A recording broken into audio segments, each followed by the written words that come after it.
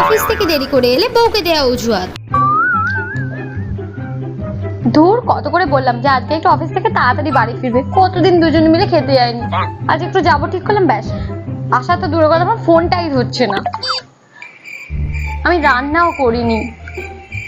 উফ, এ কি বউ এরম চন্ডালের মতো করছে কেন? ও আজকে তো বউকে এনে রেস্টুরেন্টে খেতে যাওয়ার কথা ছিল, বেমারও ভুলে গেছি। দুধ চুরি এই যে আপনি, আপনার আসার এখন সময় হলো, তা বলে আপনাকে অফিস থেকে এখন ছুটি দিল? আর সোনা, আমি তো অফিস থেকে ঠিক টাইমে বেরিয়েছি, বরং একটু আগেই বেরিয়েছিলাম। আর রাস্তা দিয়ে আসার সময় আমার বাইকের সাথে একটা বড় ট্রাকের এত জোরে ধাক্কা লাগলো, কি বলবো। সে কি গো, তোমার কিছু হয়নি তো?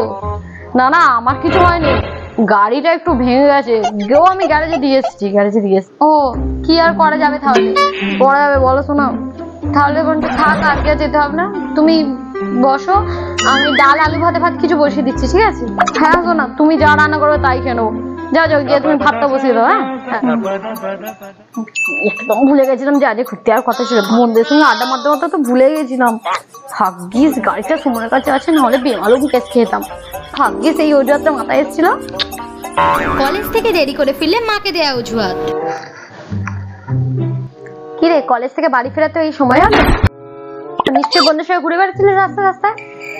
কি বলি এবারে, মা তুমি জানো আমি যখন কলেজ থেকে বাসে উঠেছি তখন হঠাৎ করে বাসের সাঁ করে একটা আওয়াজ হলো, আমি নিচে গিয়ে দেখলাম যে বাসের দুটো চাকাই লিক হয়ে গেছে। তারপরে আর কি করবো, তারপরে তো কতক্ষণ ধরে দাঁড়িয়ে থেকে বাস ধরার চেষ্টা করলাম, কিন্তু একটাও বাস পেলাম না। তারপরে তো দুটো অটো পাল্টে আমাকে এখানে আসতে হলো। তুমি আমাকে এরম করছো? ও আচ্ছা ঠিক আছে, তুই যা গিয়ে জামা কাপড়টা ছেড়ে হাত মুখটা ধুয়ে নে, আমি তোর জন্য খাবার পাচ্ছি, কেমন? চলে আয় তাড়াতাড়ি খেতে। ঠিক আছে। উফ, জোর ভাষা মেতে গেছি বাবা। বন্ধুকে ট্রিট না দেওয়ার অজুহাত। কি রে টেপি, তুই এত বড় বেইমানিটা করতে পারলি তো? তুই যে কালকে আসতে পারবি না, তুই সেটা আমাকে একবার জানাসনি কেন? কালকে টানা 2 ঘন্টা ওই স্টেশনে ওই রোদের মধ্যে আমি তোর জন্য দাঁড়িয়েছিলাম।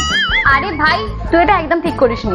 গত 1 মাস ধরে আমাদের প্ল্যান হচ্ছে যে আমরা দাদা বৌদি বিরিয়ানি খেতে যাবো, ট্রিটটা তোর দেওয়ার কথা ছিল, আর তুই এরকম করলি আমার সাথে। আরে ভাই, তুই আমার কথাটা তো শোন। কি এবার বলি ওকে এখন?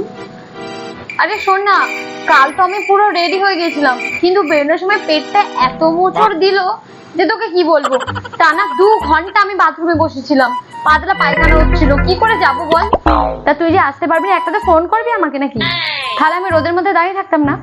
হ্যাঁ রে, তোকে যে ফোন করবো সেই পর্যন্ত অবস্থায় ছিলাম না আমি। 2 ঘন্টা ভাব তুই।